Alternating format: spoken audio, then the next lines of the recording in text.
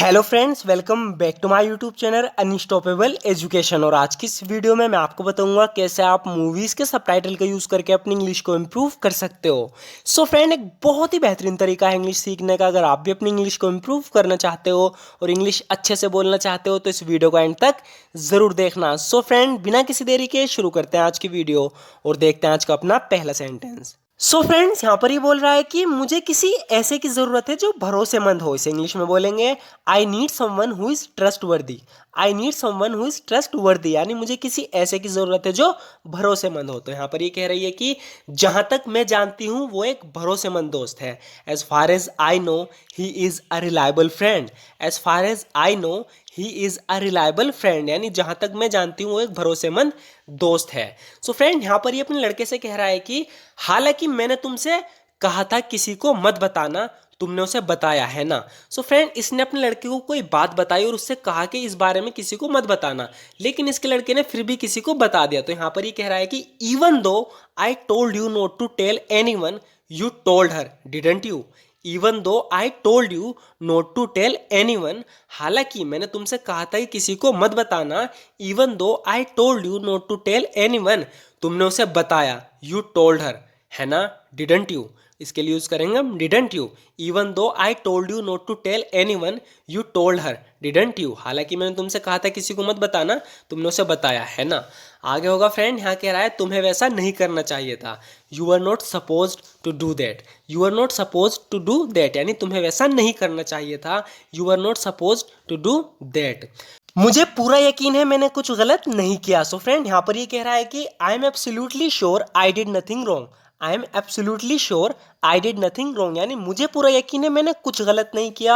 I am absolutely sure I did nothing wrong. और अगर मुझे ये फिर से करना पड़ा तो मैं करूँगा। And if I had to do it again I would do it. And if I had to do it again I would do it, अगर मुझे फिर से करना पड़ा तो मैं करूँगा। यहाँ पर इसे धमका रहा है, कह रहा है कि इस जेल से कभी कोई नहीं भागा। इसे इंग्लिश में बोलेंगे no one has ever escaped from this prison. No one has ever escaped from this prison, यानी इस जेल से कभी कोई नहीं भागा। No one has ever escaped from this prison. उसे रोको, उसे दूर मत जाने देना। तो कोई भाग गया जेल से, कह रहा है कि stop him, don't let him get away. Stop him, don't let him get away, यानी उसे रोको, उसे दूर मत जाने देना। Stop him, don't let him get away. अभी तक तो कुछ भी नहीं हुआ। इसे इंग्लिश में बोलेंगे so far nothing has happened. So far nothing has happened, यानी अभी तक तो कुछ नहीं हुआ। इसके लिए हम बोलेंगे so far nothing has happened, यानी अभी तक तो कुछ नहीं हुआ। मैं हमेशा से जानती हूँ तुम्हें गद्दार थे। इसे इंग्लिश में बोलेंगे आई हैव ऑलवेज नोन, यानी कि मैं हमेशा से जानती हूँ। I have always known you are a traitor. I have always known you are a traitor, यानी मैं हमेशा से जानती हूँ तुम्हें गद्दार थे। उसकी माँ उसे छोड़कर चली गई थी जब वो सिर्फ 3 साल का था। इसे इंग्लिश में बोलेंगे his mother left him when he was only 3 years old.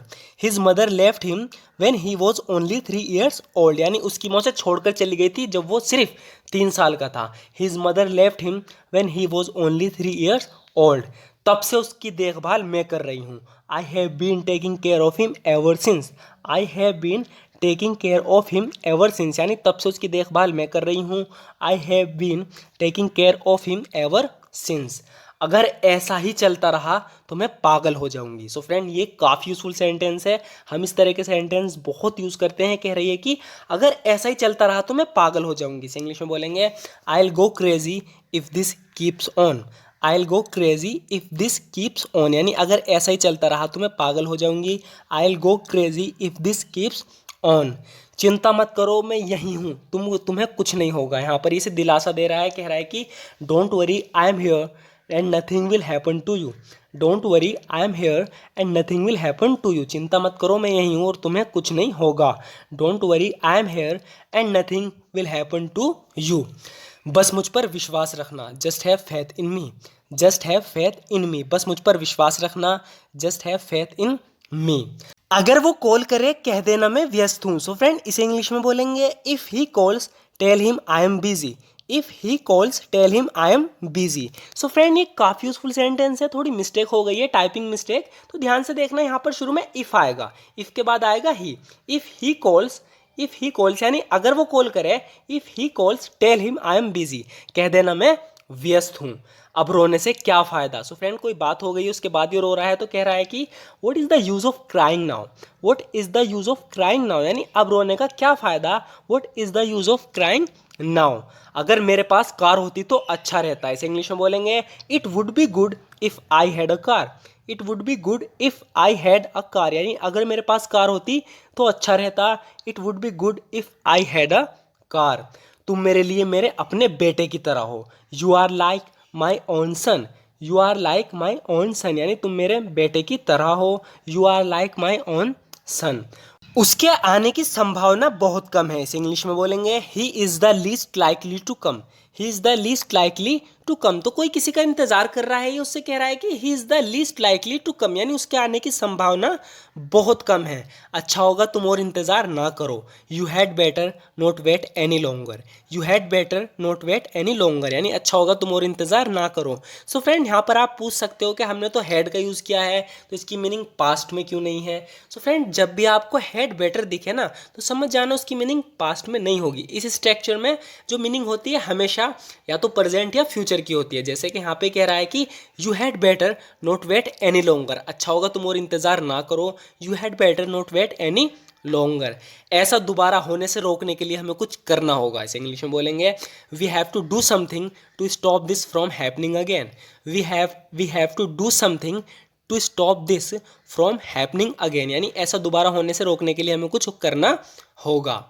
वो हमेशा किसी ना किसी चीज़ की शिकायत करती है। She is always complaining about something or other, she is always complaining about something or other, यानी वो हमेशा किसी ना किसी चीज़ की शिकायत करती रहती है। She is always complaining about something or other.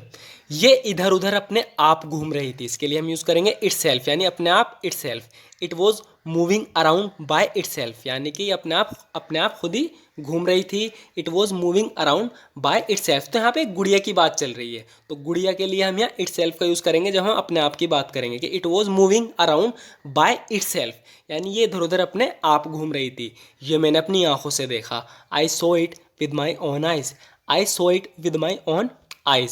So friend last के जो सेंटेंस होते हैं कुछ 4-5 सेंटेंस हम अपनी पिछली वीडियो से यूज़ करते हैं ताकि आपकी प्रैक्टिस भी हो पाए। तो इस वीडियो में भी आपने जो लास्ट में कुछ सेंटेंस देखे हैं वे कुछ पिछली वीडियो से हैं, सिर्फ प्रैक्टिस के लिए हमने दोबारा यूज़ किए हैं। तो जो शुरू के जितने भी सेंटेंस थे वे सारे नए हैं। सो फ्रेंड्स ज़रूर बताना आपको वीडियो कैसी लगी। अगर आपको वीडियो थोड़ी सी यूज़फुल लगी हो तो हमारी इस वीडियो को लाइक ज़रूर कर देना, क्योंकि आपके एक लाइक से हमें मोटिवेशन मिलती है इसी तरह की वीडियोज़ बनाने की। सो फ्रेंड अगर आप भी इसी तरीके से प्रैक्टिस करना चाहते हो, इसी तरीके से इंग्लिश सीखना चाहते हो, इंग्लिश को इम्प्रूव करना चाहते हो तो इस चैनल को सब्सक्राइब करना बिल्कुल भी मत भूलना, क्योंकि इस तरह की वीडियोज़ रेगुलर अपलोड होती रहती हैं। सो फ्रेंड्स ज़रूर बताना वीडियो कैसी लगी। अगर वीडियो अच्छी लगी हो तो लाइक कर देना। And thank you so much for watching this video friend.